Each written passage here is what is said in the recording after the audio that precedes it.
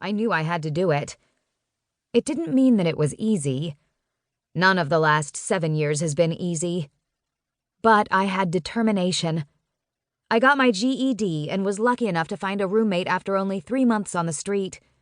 I managed to stay away from the men who saw me as a paycheck because there was no shortage of men willing to let me earn some money on my back. It seems Charles isn't the only deviant who is into young girls. The world is full of them. And at 17, I stepped out of the frying pan and jumped headfirst into the fire. I worked at a diner until I was old enough to take college classes, but was turned away because I couldn't get financial aid.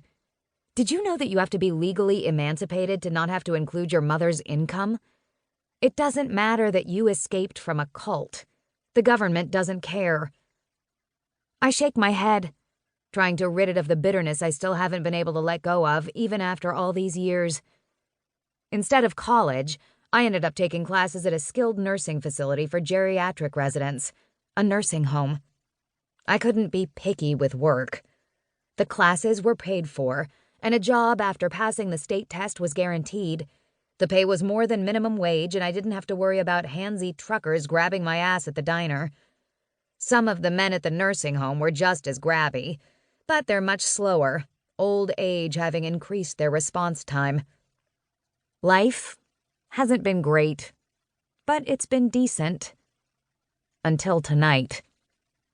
Until I agreed to work a double, giving one of the girls the evening off so she could go to some school function with one of her kids.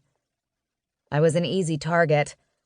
All the people at work know I have no life and I'm up for earning overtime any chance I can get. And walking home at midnight because I'm still saving to buy a car made me a target once again. Only the men that pulled up beside me wouldn't listen to reason. They didn't give me a chance to decline when they offered me a ride. I said no, and they snatched me up like I was a piece of furniture deserted on the side of the road. Shh, a brunette whispers when the crying on my right gets worse. You're going to be fine. I'm not disillusioned that she knows more than we do, so her placating words don't set me at ease. All considerations that I'm stuck inside a nightmare vanished 2 days ago before I was shoved in the back of a moving truck. There were 2 other women. Now there are 6, including me. Escaping isn't as simple as walking away in the middle of the night like I did years ago. And the longer we travel in darkness, bumping along in the back of this truck, the harder it becomes to hold on to any notion that things will ever be okay again. The men who took us have only opened the door 3 times. Each time, they toss in a couple packages of food and another girl. I've learned to stay as far from the door as possible.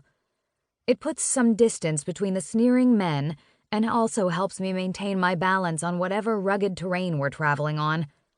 I'm covered in bruises and scrapes because we're less valuable than cattle right now, and whoever took us doesn't have a single concern for our safety and well-being. We're slowing down again, one of the other women whispers, and even though I can't see her, the fear is clear in her voice. I can tell from her location in the back of the truck that she was one of the ones that was here before me. The last girl that was tossed inside whimpers, and I keep my mouth closed. It's not my place to tell her that her prayers are going to go unanswered. She's going to find that out soon enough. We're tossed around the back of the truck, our hands tied to thick ropes around our waists for several long minutes before the truck slams to a stop. The skin on my wrists oozes blood and pus from the constant irritation, but there's no pain to be felt.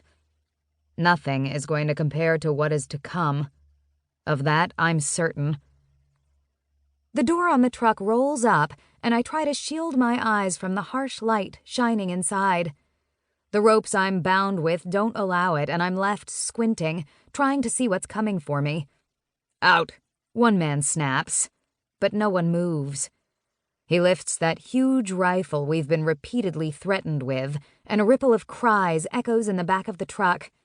I'm not brave or immune to the threat of being shot dead. Tears burn hot down my cheeks, everything in my head telling me I'll be fine so long as I obey.